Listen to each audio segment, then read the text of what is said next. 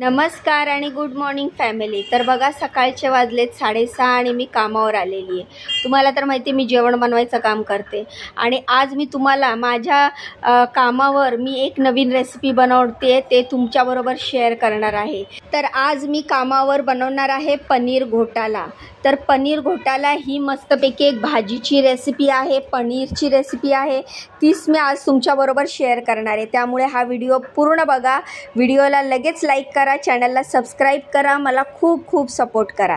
तर बघा पहिल्या घरात मी एंट्री केली, एंट्री केल्या मी पॅन गरम करायला ठेवलं आणि त्याच्यामध्ये तेल टाकलं। बरं हे पनीर मी घरातच बनवलं आहे। हा दूध तापवलेलं होतं, त्याच्यामध्ये मी थोडंसं लिंबू सत्व टाकलं आणि ते दूध फाडलं आणि मग नंतर ते गाळून घेतलं आणि अशा प्रकारे पनीर घरातच बनवलं। तर 2 टेबलस्पून पॅनमध्ये तेल टाकल्यानंतर एक मोठ्या साईजचा कांदा बारीक चिरून घेतलाय आणि तो मी पॅनमध्ये टाकला आणि तो असा व्यवस्थित परतून घेतलाय।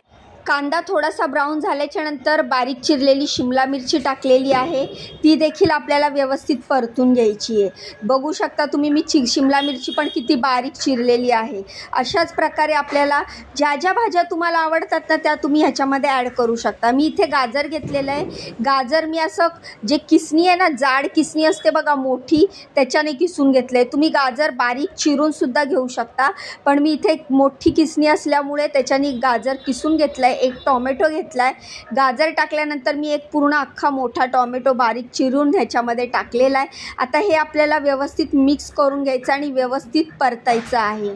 मसाला आपला जेवढा छान होईल ना तेवढी छान आपली ही रेसिपी बनणार आहे।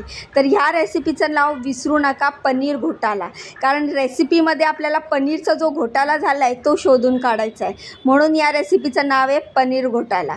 तर बघा भाज्या चांगल्या परतून झाल्याच्या नंतर आलं लसूणची पेस्ट टाकली आहे मी आणि ती पण आपल्याला भाज्यांबरोबर व्यवस्थित परतून घ्यायची आहे। तर हे बघा अशी मस्तपैकी ना सगळं परतून स्मॅश झाला पाहिजे आणि सगळ्या भाज्या अशा छानपैकी शिजल्या पाहिजे। ह्याच्यात आपण पाणी नंतर टाकणार आहोत, आधी आपल्याला भाज्या व्यवस्थित अशा कमी तेलामध्ये परतून घ्यायच्या आहेत। तर असं व्यवस्थित सगळीकडे पसरवून झाल्याच्या नंतर आता आपण ह्याच्यामध्ये मसाले ॲड करणार आहे। सगळ्यात आधी मी थोडीशी हळद टाकलेली आहे, हळद अर्धा चमचाच टाकलेली आहे। त्यानंतर काश्मीरी मिरची पावडर 1 चमचा टाकलेली आहे। तिखट, हळद, मीठ तुम्ही तुमची जेवढी तुम्ही भाजी बनवणार आहात त्याच्यानुसार कमी जास्त करू शकता। तर त्यानंतर हा पावभाजी मसाला आहे तो मी टाकते 1 ते 1.5 चमचा। मी छोट्या चमचाचं सांगते तुम्हाला, जे आपल्या मसाल्याच्या डब्यात असतात ना त्याचा अंदाज सांगते, तुम्ही तुमच्या अंदाजानुसार टाका। सगळ्यात आधी हळद टाकली, मग काश्मीरी लाल मिर्च पावडर टाकली, त्यानंतर पावभाजी मसाला टाकला आणि त्यानंतर मीठ टाकलं। हे सगळं टाकल्यानंतर आपल्याला हे व्यवस्थित सगळं परतून घ्यायचं आहे, सगळं मिक्स करायचं आहे। मसाले टाकल्याच्या नंतर थोडंसं आपण पाणी टाकणार आहोत, जेणेकरून आपले मसाले या भाज्यांमध्ये मस्तपैकी मिक्स होतील आणि हा जो मसाला आपण बनवला आहे त्याला असं तेल सुटणार आहे। तर तुम्ही बघू शकता हे सगळं झाल्याच्या नंतर आता मी ह्याच्यामध्ये थोडंसं पाणी ॲड करते आणि पाणी ॲड करून आपण पुन्हा एकदा थोडंसं हलवून घेणार आहोत आणि मग झाकण झाकून थोडीशी एक वाफ काढून घेणार आहोत। पण त्याआधी आपल्याला हे सगळं पाण्याबरोबर व्यवस्थित हलवून घ्यायचे आहेत, ह्या सगळ्या भाज्या मिक्स करून घ्यायच्या आहेत, सगळ्या बाजूला मसाले आपले लागले पाहिजे अशा पद्धतीने। बघा किती छान मी सगळं मिक्स केलं आणि किती छान रंग पण आलेला आहे। आता आपण ह्याच्यावर झाकण ठेवणार आहोत आणि आपण 2-3 मिनटंच फक्त झाकण ठेवणार आहोत, कारण भाज्या आपण बारीक चिरलेल्या आहेत त्या लगेचच शिजल्या आहेत। तर बघा अशा प्रकारे सगळं पाणी सोक झाल्याच्या नंतर आपल्या भाज्या किती छान दिसत आहेत, कलरफुल दिसत आहेत। आता आपण ह्याच्यामध्ये जे पनीर घरात बनवलेलं पनीर आहे ना ते मी टाकते। तुम्हाला पनीर घरात बनवायचं नसेल तर तुम्ही नाही टाकलं, रेडीमेडचं पनीर टाकलं तरी चालतं। इथे मी सॉस घेतलेला आहे, केचप, टोमॅटो केचप, 1 मोठा चमचा टोमॅटो केचप घेतलेला आहे चवीसाठी आणि तसंच रंग पण छान येतो म्हणून मी टोमॅटो केचप टाकलेला आहे 1 चमचा। टोमॅटो केचप टाकल्यानंतर आपण व्यवस्थित मिक्स करणार आहोत। हे बघा पनीर हे मी चाळणीत काढलं होतं आणि हे सगळं पनीर आहे ना असंच हाताने कुस्करून मी टाकणार आहे। तुम्ही जर रेडीमेड पनीर वापरणार असाल तर पनीर व्यवस्थित कुस्करून घ्या किंवा बारीक चिरून घ्या, मिक्स एकदम त्याचा अशा प्रकारे हा पनीर झाला पाहिजे। आणि आता हे पनीर आपण व्यवस्थित या मसाल्यामध्ये या भाज्यांमध्ये टाकणार आहोत, मिक्स करणार आहोत। तर बघा हे जे पाणी होतं ना पनीर काढलेलं ते पण पाणी मी ह्याच्यामध्ये टाकलेलं आहे। तर हे पाणी फेकायचं नसतं. पनीर बनवल्यानंतर त्या पाणी पण आपण पीठ मळताना पण वापरू शकतो किंवा ह्या भाजीमध्ये पण आपण ते पाणी वापरू शकतो. तर अशा प्रकारे हे व्यवस्थित मिक्स केलेलं आहे. आता इथे आपण टाकणार आहोत अमूलची क्रीम. तुम्ही कुठलीही क्रीम टाकू शकतात. घरात फ्रेश क्रीम असेल तर ती सुद्धा टाकली तरी चालते. तर क्रीम टाकल्यानंतर आपण ते व्यवस्थित क्रीम ह्या पनीरमध्ये मिक्स करणार आहोत. आणि मग तुम्ही ही जर पनीर घोटाला खाऊन बघितला ना, तुम्हाला एवढी आवडेल की ही रेसिपी मुलंसुद्धा म्हणतील मम्मी नेहमी नेहमी बनव. कारण की ही रेसिपी खूपच टेस्टी आणि खूपच इझी आहे. घरात दुसरं काय नसेल, थोड्या भाज्या कधी का होतं आपण 1 किलो अर्धा किलो भाजी आणतो आणि थोडं उरतं. त्या अशा टायमाला घरातल्या घरात थोडंसं पनीर बनवून अशा व्हेजिटेबल्स वापरून आपण हा पनीर घोटाला बनवू शकतो. तर हे काय माझ्या हातात कसुरी मेथी.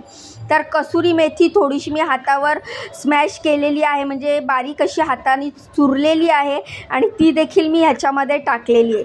आणि कसुरी मेथी टाकल्यानंतर आपण परत एकदा मिक्स करून घेणार आहोत, हलवून घेणार आहोत.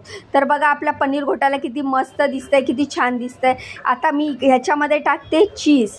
तर चीज मी असं किसून टाकते. तुम्ही चीजचे स्लाइस पण टाकू शकता, तुकडे करून. पण असं चीज किसून टाकल्यामुळे खूप छान दिसतंय हे. तर चीज किसून टाकते. तुम्हाला चीज हे ऑप्शनल आहे. तुम्हाला नसेल टाकायचं तर तुम्ही नाही टाकलं तरी चालेल. पण चीज टाकलं, क्रीम टाकली तर खूप छान टेस्ट येते आणि ही रेसिपी अजूनच टेस्टी होते. मी ते व्हिडिओला व्हॉइस ओव्हर करते आणि बाहेर धुडूम फटाके चालू आहेत. धडामधुडूम चालूच आहे.